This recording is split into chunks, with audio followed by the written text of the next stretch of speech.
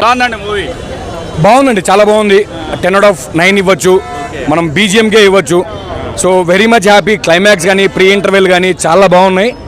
So basically director డిఓపిగా bro ఎలా తీసాడు visuals చాలా బాగున్నాయండి, చాలా బాగున్నాయి విజువల్స్. మీకు ట్రీటే, ఎందుకంటే ఆయన క్లైమాక్స్కి ప్రీ ఇంటర్వెల్కే బాగా ఖర్చు పెట్టినట్టు అనిపించింది. ఆయన డబ్బుని సేవ్ చేస్తూ సినిమాని మాకు బాగా చూపించారు. సో చాలా బాగుందండి సినిమా పరంగా ఫ్యామిలీతో వచ్చి చూసి హాయిగా ఎంజాయ్ చేసే సినిమా. పిల్లల్ని తీసుకురండి. అంటే క్వాలిటీ ఎలా ఉంది బ్రో? 60 కోట్లకి పాన్ ఇండియా రేంజ్ అనిపించింది. నేను 60 కోట్ల దాకా వెళ్ళను బ్రో. నేను నా పెట్టిన 210 రూపాయలకి నాకు న్యాయం జరిగిందా లేదని ఆలోచిస్తాను. సో ఆ 210 రూపాయలకి నేను బీజిఎంకే న్యాయం చేశారు నాకు. సో నా 200 రూపీస్ ఐఎమ్ వెరీ వర్త్. నేను విజువల్స్ బోనస్. ఇంకా నేను 60 కోట్లు పెట్టారా 70 కోట్లు పెట్టాను, నేను ఎప్పుడు సినిమాని ఎప్పుడు బ్రేక్ డౌన్ చేయను. వాళ్ళు నాకేమి ఇచ్చారు, నేను ప్రోడక్ట్ ఒక డబ్బులు పెట్టి కొనుక్కుంటున్నాను, నాకు వాళ్ళు ఏమి ఇచ్చారనేది చూస్తాను. సో ఫన్ ఉంది, పిల్లలు చూడగలిగిన సినిమా. వైబ్ ఉంది బేబీ సాంగే తీయేశారు, కంటిన్యూటీ మిస్ అవ్వకూడదని.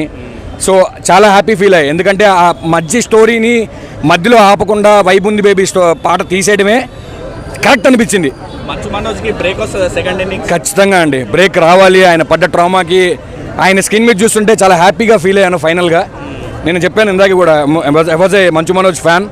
ఆ 20s మా యూత్కి బాగా కనెక్ట్ అయ్యేవాళ్ళు బిందా సినిమాలతో, దాని ద్వారా. కానీ ఇప్పుడు ఇలా చూస్తున్నప్పుడు, ఇంత పెద్ద ట్రామా నుంచి ఆయన బయటకు వచ్చి సినిమా చేస్తున్నప్పుడు, మోహన్ బాబుకి మంచి వారసుడు వచ్చాడు. ఎంతమంది కాదన్నా అవునన్నా కూడా ఆ వాయిస్ కానీ, ఆ యాక్షన్ కానీ, డైలాగ్ డెలివరీ కానీ ఎవరైనా చేయగలరు అంటే అది మంచు మనోజ్ గారు మాత్రమే. సో ఇంకా మనం చాలా మూవీస్ చూస్తాం ఆయన నుంచి. పాన్ ఇండియా మూవీస్ కూడా ఆఫర్లు వస్తాయి, రాసి పెట్టుకోండి. ఎందుకంటే ఆయన స్క్రీన్ ప్రెజెన్స్ అలాంటిది, ఎందుకంటే ఆ ఎనర్జీ ఉంటుంది.